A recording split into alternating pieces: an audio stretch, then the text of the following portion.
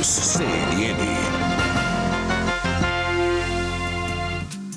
Estamos aí com a nossa tarja de Breaking News. A Procuradoria-Geral da República rejeita o acordo de delação premiada com Daniel Vorcaro.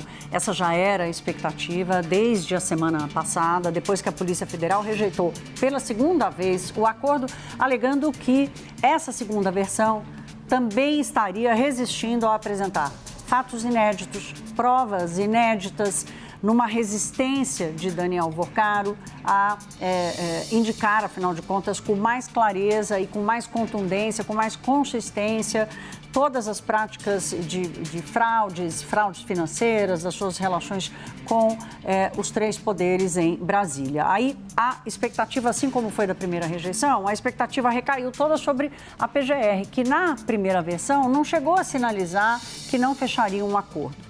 Na resposta à tentativa dessa segunda versão, Daniel Vorcaro troca de defesa, apresenta sim, inclusive os próprios investigadores, eles reconhecem que houve sim uma maior robustez dessa segunda versão, mas ainda assim, depois da análise do material, chegam à conclusão de que não havia consistência suficiente para a aceitação desse acordo. E, mais uma vez, a expectativa recaiu sobre a Procuradoria-Geral da República. Vocês vão se lembrar que nós estamos vivendo aí uma situação quase inédita no Brasil, ou pelo menos muito nova, que é uma negociação de acordo de delação premiada com as duas frentes. Sempre foi com a Procuradoria-Geral da República, dessa vez com a PF e a Procuradoria-Geral da República. A expectativa recai sobre a PGR, que acaba...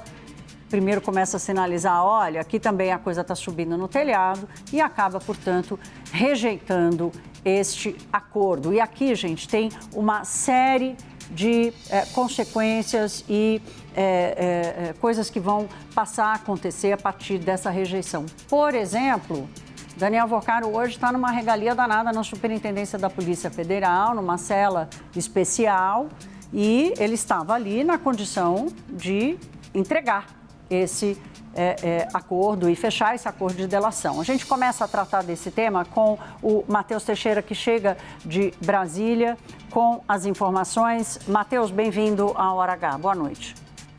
Olá, Thaís. Boa noite. Muito obrigado. Boa segunda a todos nós. Exatamente, a Procuradoria acaba de rejeitar a proposta de delação premiada de Daniel Vorcaro. Pessoas próximas a Paulo Gonet, que eu ouvi que confirmaram essa decisão, afirmam que ele não se comprometeu da maneira que era esperado com a devolução de recursos, que a gente tem dito aí, um rombo que ultrapassa 50 bilhões de reais e que ele não demonstrou efetivamente que iria devolver ao menos boa parte dessa verba. Por isso também uma das razões que decidiu rejeitar a delação premiada, e também que ali eu via muitos relatos do eu ouvi dizer que era assim, que acontecia tal coisa, mas não apontava provas concretas de autoria, de coautoria e de todas as fraudes que ele cometeu. Portanto, a Polícia Federal rejeitou a primeira proposta e a segunda, e agora, pela primeira vez, a Procuradoria rejeita formalmente a proposta de delação premiada do ex-banqueiro. Thaís.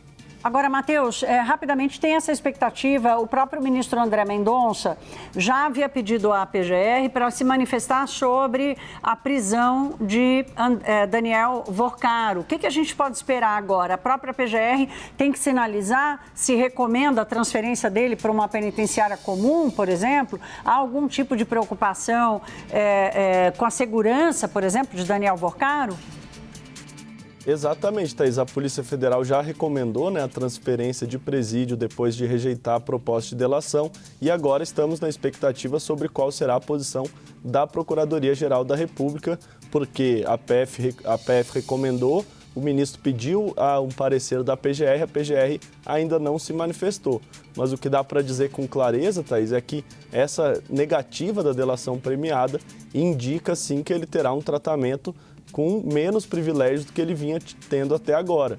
Vamos lembrar que ele está detido na sala de Estado-Maior, a mesma sala em que esteve o ex-presidente Jair Bolsonaro, justamente por se tratar de um ex-presidente da República, que sempre, mesmo a justiça após a condenação, isso houve também com o atual presidente Lula, quando foi preso pela Lava Jato, também ficou em uma sala ali da Polícia Federal, justamente por uma deferência, se tratar de um ex-presidente da República. Não é o caso de Daniel Vorcaro. Ele estava nessa sala de Estado-Maior justamente porque ele conseguia ter acesso mais frequente aos advogados para conseguir apresentar e elaborar essa proposta de delação premiada.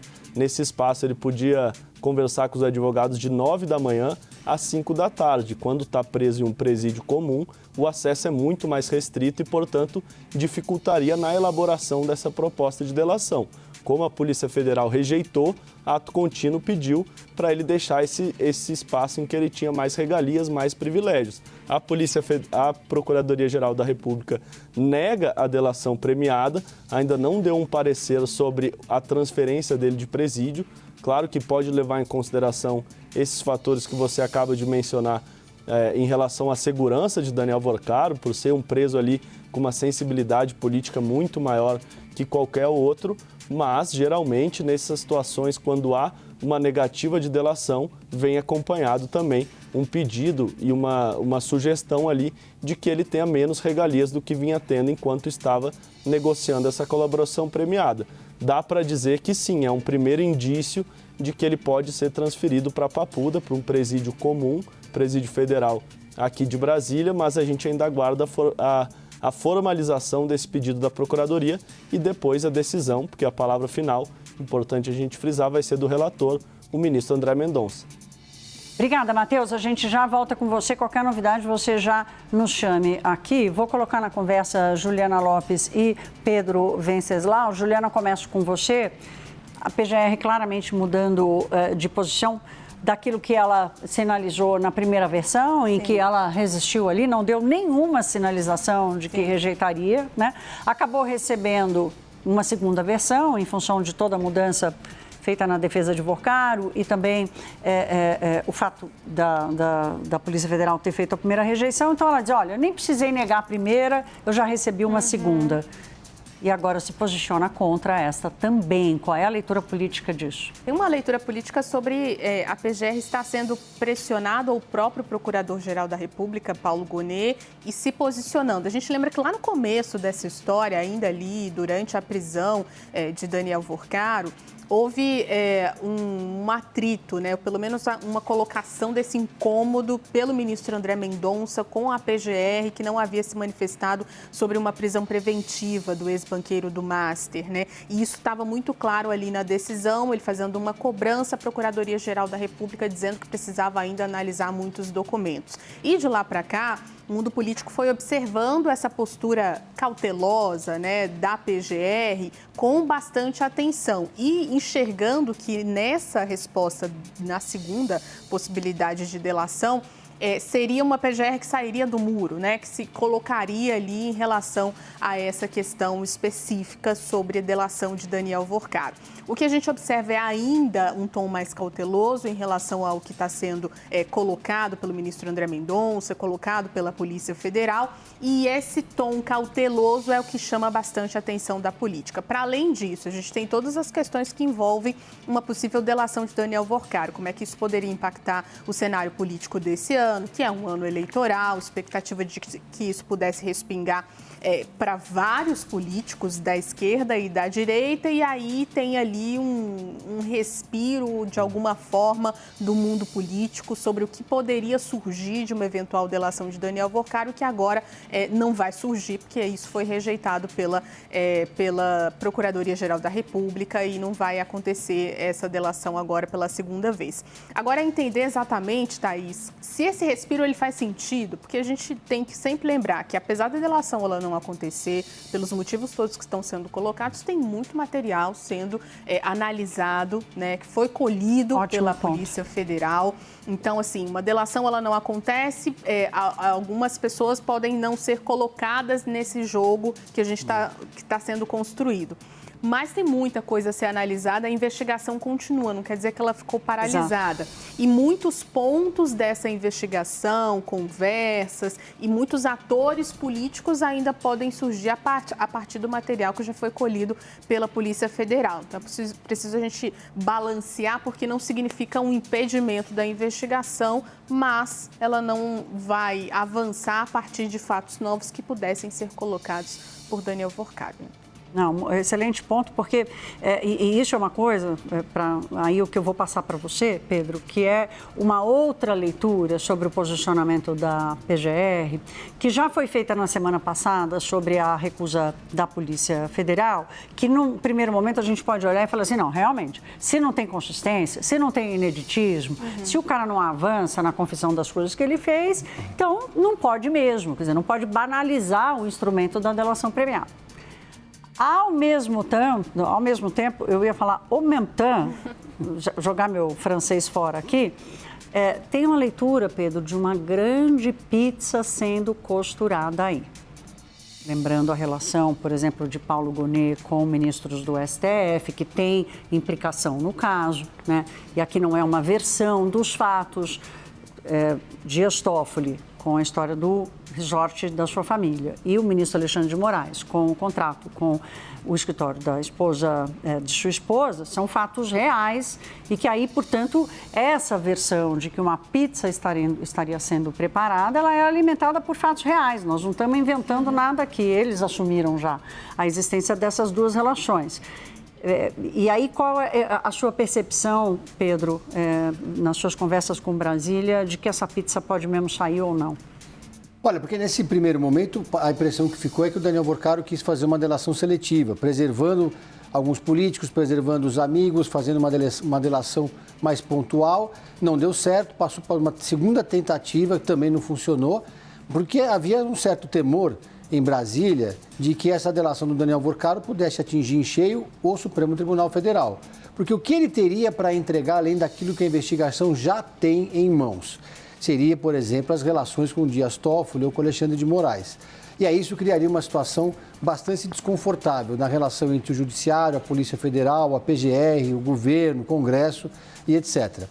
Agora, nesse momento, então, a gente vê que o suposto líder da organização criminosa, teve a delação rejeitada, mas era uma delação que já seria diferente de outras, porque ele não poderia olhar para o andar de cima, ele teria que olhar para o lado. Ele poderia implicar quadros da política brasileira, nomes do judiciário. Agora, como é que fica? Essa acho que é a grande pergunta. As delações no andar de baixo. Aquelas que ainda podem olhar para o Daniel Workar e entregar mais coisas além daquilo que já se tem contra ele, porque aí é aquela delação clássica. E é o caso, por exemplo, de Paulo Henrique Costa. Então é uma expectativa agora em torno do que ele tem a entregar. E ele pode entregar mais informações que complicam ainda mais a vida do Workar, mas ele pode também entregar muita informação que pode impactar diretamente, por exemplo, a eleição no Distrito Federal, a relação com o Ibanez Rocha, como é que foi essa negociação entre o governo do Distrito Federal, o Banco Master e o BRB, né? Uma negociação muito nebulosa que já vinha sendo denunciada por setores da política do Distrito Federal já há bastante tempo. E por fim tem a questão do dinheiro. Ele não conseguiu comprovar que ele tinha como devolver esse dinheiro, de onde ele iria tirar esse dinheiro.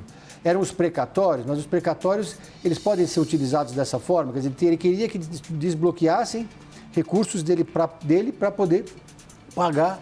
E era um recurso que ninguém sabe direito, porque o precatório é uma dívida que a pessoa tem, que o governo tem com uma determinada pessoa, com o cidadão, a receber em algum momento. Mas você não pode transformar isso numa moeda de troca. Você sabe que tem uma questão específica dos precatórios. Os precatórios estão na massa falida do banco. Ele não tem acesso mais à massa falida do banco. Esses precatórios fazem parte vamos dizer assim, do ativo do banco que vai servir para ressarcir os credores do banco. Por exemplo, os fundos de previdência, que não estão protegidos pelo Fundo Garantidor de Crédito, mas vão dividir a massa falida do banco. Então, essa ideia dos precatórios, às vezes eu tenho a impressão, sabe, Pedro, que essa história de, olha, eu vou devolver 50 bilhões, 60 bilhões, não, olha, libera o precatório que eu...